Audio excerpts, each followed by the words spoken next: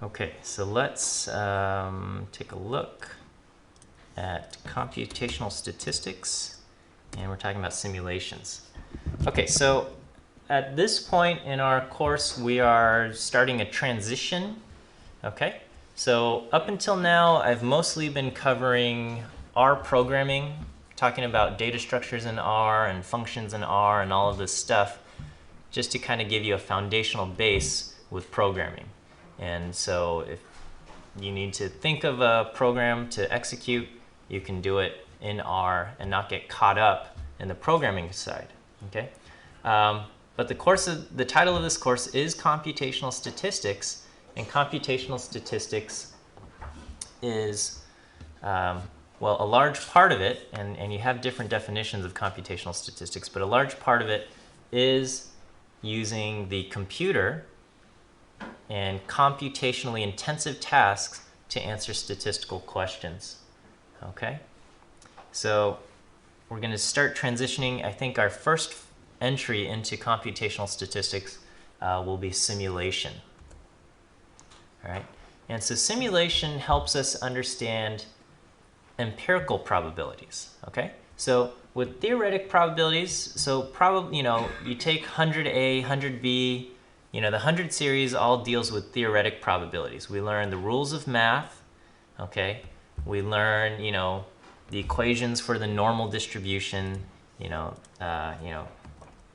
Gaussian distribution, or I guess it just shows a normal distribution. And then, you learn this stuff and the, mathematical properties of all of this, okay? And so that's the theoretical probability. The empirical probability we get from repeated experiments. So it might be something we don't understand, we do repeated experiments. So here's a very simple example. Somebody asks, what is the probability of a coin flip landing on heads? So you toss a coin, what's the probability that it lands on heads? So the theoretical approach says the coin has two sides, both sides are equally likely, heads is one of the sides, therefore the probability it lands heads is 1 out of 2. Okay, and that's a very simple example. Right? On the empirical side, if you did not understand anything about probabilities or coins or how they work, okay, you could try to answer this question. And there was a mathematician, John Edmund Carrick. He was interned during World War II, and he said, well, with all of this time on my hand, I'm going to flip a coin 10,000 times and really see if this 0.5 business is true. So he counted them. After 10,000 flips, it landed heads 5,067 times. And so his empirical probability would be 5,067 divided by 10,000, or 0.5067, which is about as close to 0.5 as you can expect from a trial, random trials, and we can expand this idea to answer more complicated questions. So, yeah, we might have all sorts of other questions where this theoretic approach, okay, so this is a very simple way to answer things theoretically, but maybe the theoretic approach gets really complicated and gets really nasty, okay? And so in order to get an idea of the probability, we can run simulations or try to carry out the random experiments ourselves, okay? So I'm going to go over a review of hypothesis testing. My apologies to the students in 101A who've already seen this, but at the end we're going to talk about how this applies to computational statistics and how computational statistics can be used to this. So we're going to take a look at a data set. This is in 2004, North Carolina released just a bunch of information about birth records, okay? And so we've taken a random sample of 1,000 cases of this large birth record data set, okay? And what we want to know is we want to know if the birth weight of babies is related to the smoking habit of the mother, okay? So I think most of you guys know that when you're pregnant, you're not supposed to smoke, but some people choose to smoke anyway, And, you know, there's questions of, is this harmful for the baby? And I think we've shown that, yes, it is, but, you know, how harmful is it? And, you know, and the question here we ask is, will the smoking habit of the mother affect the birth weight of babies? Okay. So prior to looking at the data, what do you think we'll see? Do you think we'll see smoking have an impact on the birth weight of babies, or no impact? If there is an impact, do you expect this babies born to smokers to be heavier or lighter, or you have no idea at this point? Any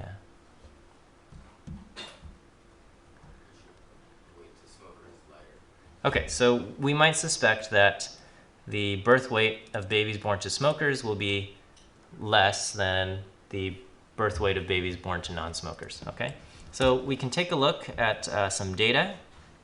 There's 1,000 observations from our North Carolina births data set. It's built into this library called Open Intro, so you can use that, and we can create box plots. Okay, so this is a box plot showing the birth weight of babies for non-smokers. So we see the average being, the median being right there, and there's quite a bit of range. There's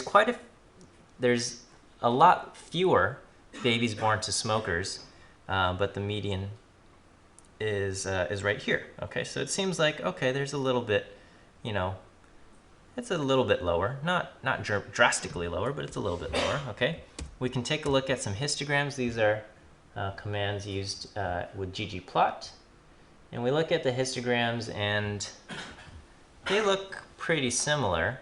To the non-smokers, we've got some heavier babies, and then we don't have as many, you know, babies over 7.5 pounds for the smokers as we do for the non-smokers.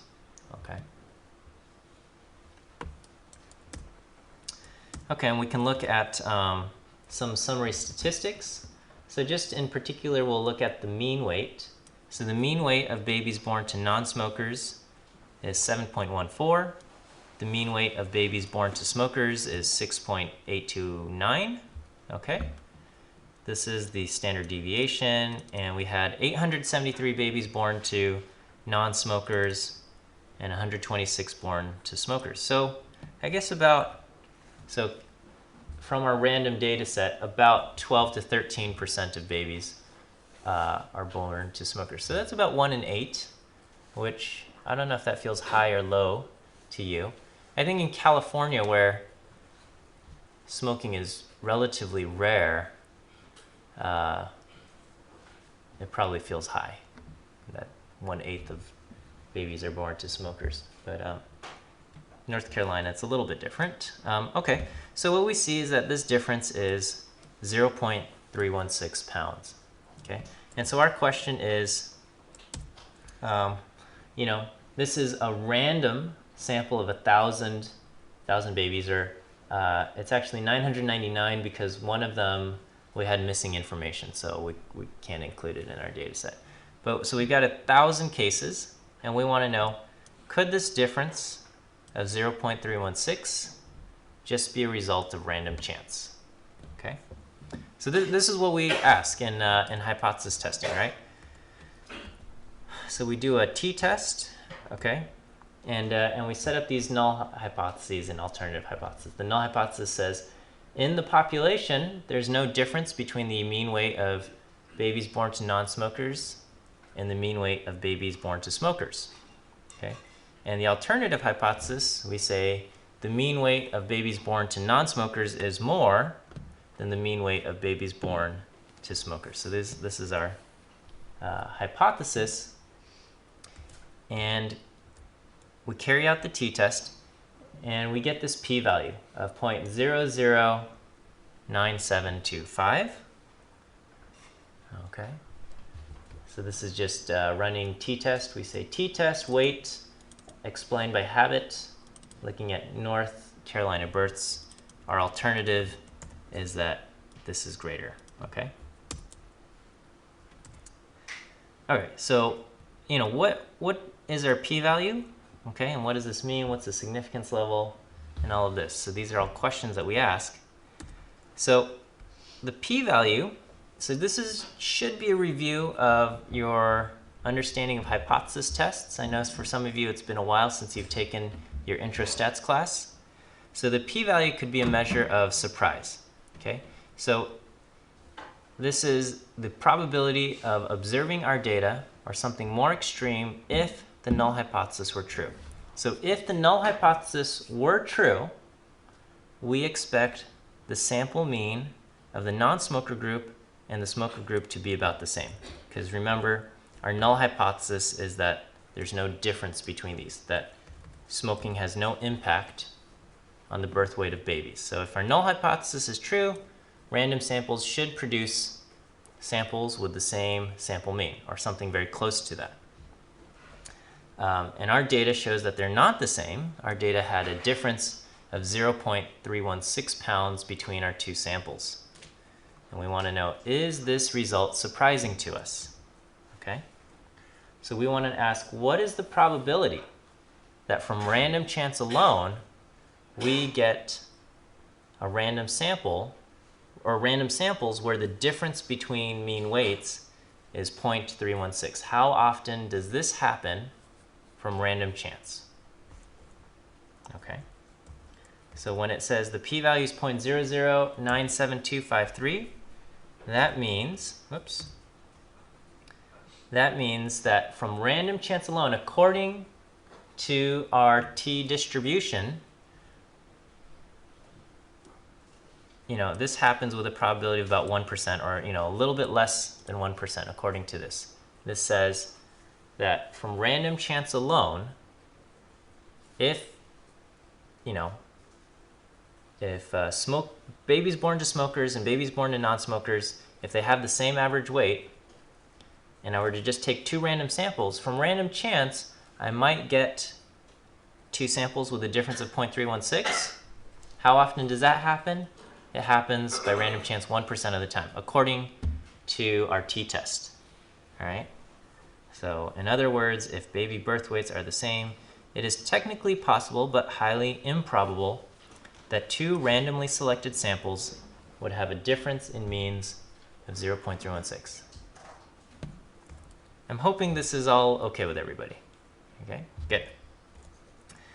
All right, and so because our p-value is small, we then conclude to reject the null hypothesis. We say our initial assumption is probably wrong. Okay, so let's talk about this. How did we get this p-value? Okay, so this is where it now differs from what I said in 101A. This is now talking back to computational statistics. Okay, so this p-value comes from t-test. Okay, and t-test is based on the t-distribution, right? And so under the mathematical rules of probability, we have the central limit theorem, okay, which says that means of random samples should follow the normal distribution. And that can be approximated with the t-distribution when we estimate the standard deviation. Okay? So this is based on our understanding of statistical theory, primarily the central limit theorem. All right. But let's keep in mind the definition of a p-value, which is the probability of observing our data or something more extreme if our null hypothesis were true. Okay? So we can run simulations to try to answer the same question. So maybe we don't know anything about the t-distribution, or we don't want to put this kind of assumption on our data or anything like that. So if we don't do the t-distribution, we can try to find the p-value by simulation. We can say, how often will random samples produce a difference of 0.316 or more? Okay? So, again, our null hypothesis is that there's no difference.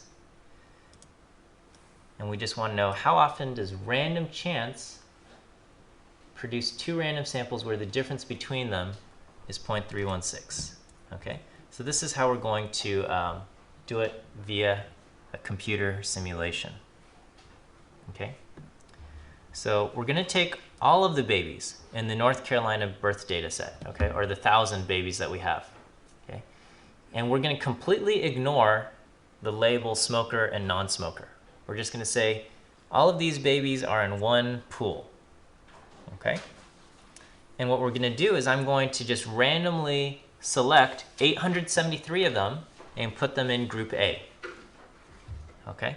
And then I'm going to randomly select 126 of them and put them in group B, okay? Or basically, I'm going to put 873 in group A and the rest in group B, okay? So 873 go in group A, the rest, the 126, go in group B. So now we know here that any difference we observe between group A and group B is purely from random chance, because I'm just randomly picking group A and I'm randomly picking group B.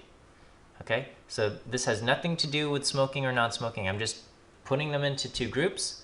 Okay, I'm going to calculate the mean of group A, the mean of group B. They're probably not going to be identical, those means, or almost certainly they're not going to be identical. But we know that any difference we have between group A and group B here is from random chance alone. Does that make sense?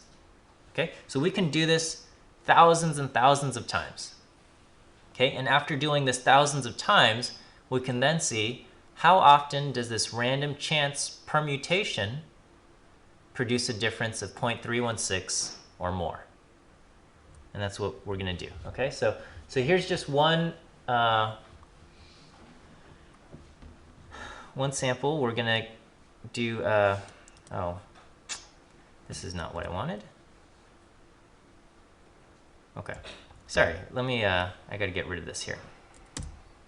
Okay, so here I'm gonna run a loop 10,000 times. Okay, and what I'm going to do is I'm going to sample from 1 through 1,000, pull out 873 numbers. Okay, so this is just random integers, 873 random integers from 1 through 1,000. Okay, and so those in group A, I'm going to subset North Carolina births and pick those rows, right? Group A, comma, and bracket, this says select those rows. And what we want is we want the mean, or we want the weight, and we're going to take the mean of that value. And this is going to give me the mean of group A.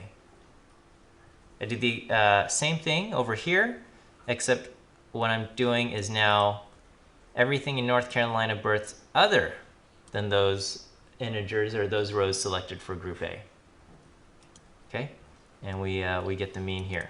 All right, so let's we'll run this in R and we'll see what happens. So it just takes a brief moment. Let me clear all of this out. Okay, so I'm going to just run this. Ah, shoot. We got to load our data.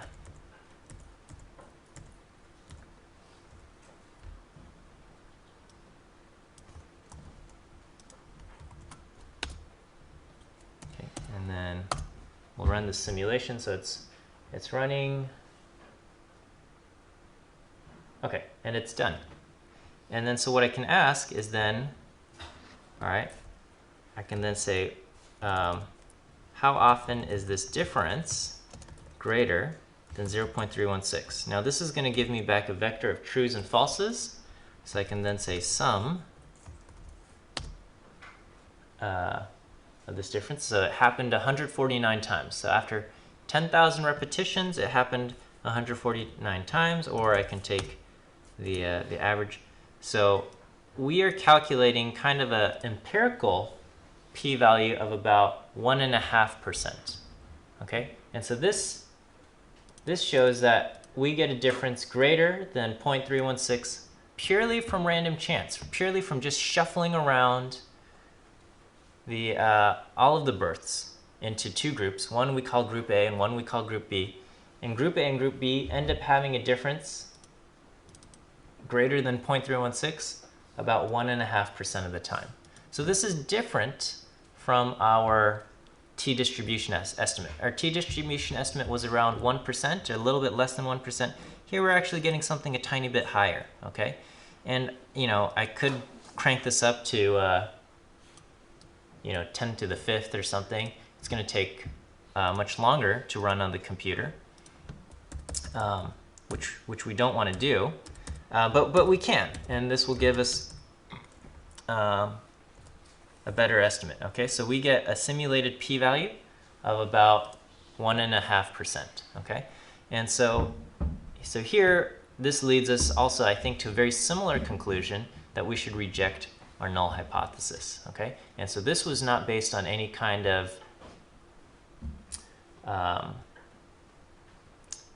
theoretical probability rules. We just said, hey, I'm going to shuffle this up and do this. Okay, and so this is just kind of a very basic introduction of doing kind of computer simulations, or what we might call Monte Carlo methods. Later on, 102C will focus entirely on Monte Carlo methods, which is all about computer-generated random numbers to get at answers. But we're going to just kind of do a base thing. Okay, are there any questions on this? Yes? What's the mean B? What's Is in your code? mean B? There was a mean A and... Oh, yeah. Okay, so here, this is the mean of group A. Okay, because group A is just the integers. I'm just picking 873 random integers between 1 and 1,000. So it could be like 1, 2, 3, 7, 9, whatever, okay? And I subset NC births saying pick those rows, okay? But then I'm asking calculate the mean of those rows, and that becomes mean A. So this is the mean of group A that I've randomly shuffled up our rows, and I put some in group A, and I'm calculating the mean of the weight column. So mean B is just a sample mean from the group A? It's so see the minus in front of group A? So do you remember the subset rules? You could say pick these rows, you know, using C1, 2, 3, pick rows 1, 2, 3, or you can put minus C1, 2, 3, and that says do all the rows except 1, 2, 3. So here I'm putting in group A, and I'm putting over here everything other than group A. It's cool. So we got mean A minus mean B, okay? Is that clear? Yeah. Okay, yes. So why your conclusion is quite confusing is it says you can do the other way.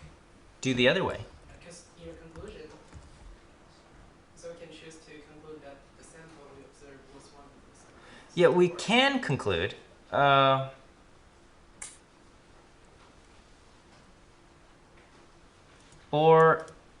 Or we can conclude. Maybe I should clear this up. Okay, so hypothesis tests and stuff, they don't give you a clear answer. Okay, well, I mean, this gives you a pretty good answer, but it's not a definite yes or no. Okay, could smoking have no impact on birth weight? Okay, is that possible?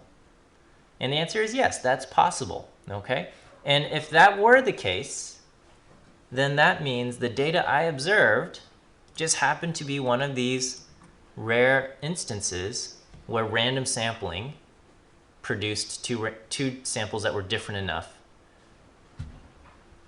produced a difference of 0.316. Okay, it could happen.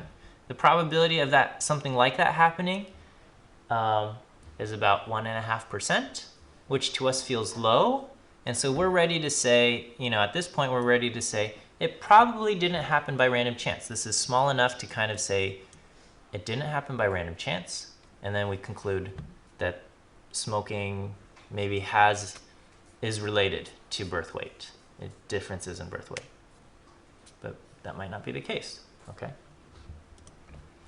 Okay, so I think, so tomorrow I'm gonna fully introduce this blackjack simulation. So I think this is kind of a cool application of simulation. So I don't know if you whenever I tell people I studied statistics or I teach statistics, one of their first, not everybody, but some people go like, oh, so do you like to go to Vegas and play blackjack, or do you count cards or things like that? Because I think their notion of probability is, playing Las Vegas and stuff. So, I mean, I like going to Las Vegas. I have fun there. And I like playing games of chance. But I know full well that all of the games are designed that, according to the law of large numbers, will benefit the casino, right? It's, the thing about randomness is in the short run, you might get lucky and you might walk away richer. But according to the law of large numbers, which is inescapable, the casino will make their money in the long run, okay? So before we can talk about blackjack, I have to go over the rules of blackjack, okay? So let me see if, let me find this rules of blackjack. Where did, I had this bookmarked, but how to blackjack.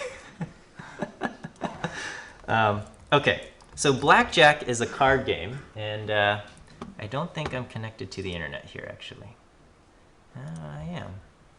What's going on? How to play blackjack. Okay. All right, well, I didn't want to have to read all of these rules to you. Okay, so blackjack is a card game. And the goal of the card game is to get as many cards, well, not to get as many cards, is to take your cards and get as close to 21. You can, or get 21 or as close to 21 as possible without going over, okay? So, okay, here we go. Where is...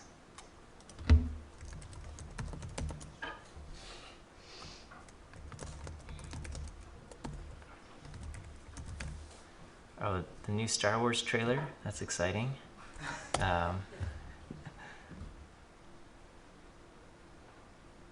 What happened? Oh, here it is. Okay, here. Do you want to learn how to play blackjack? Can you hear that? Is that coming through the classroom speakers?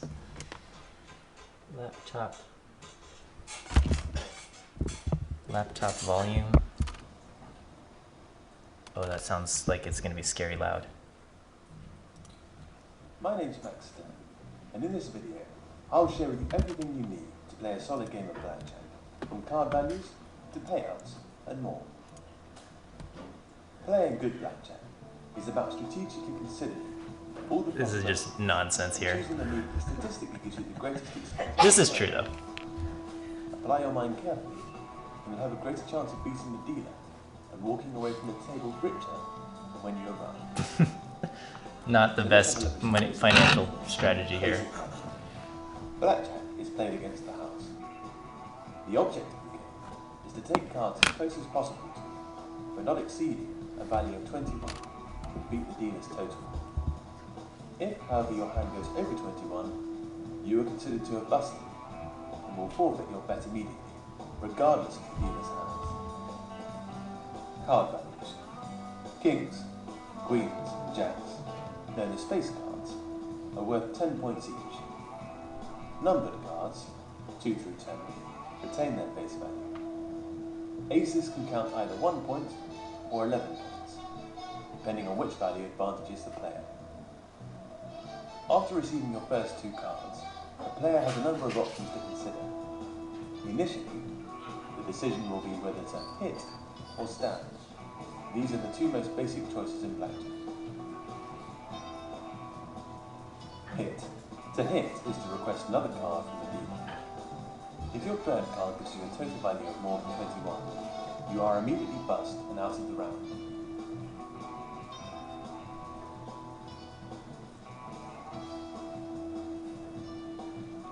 If not, you may continue hitting until you are satisfied with your hand.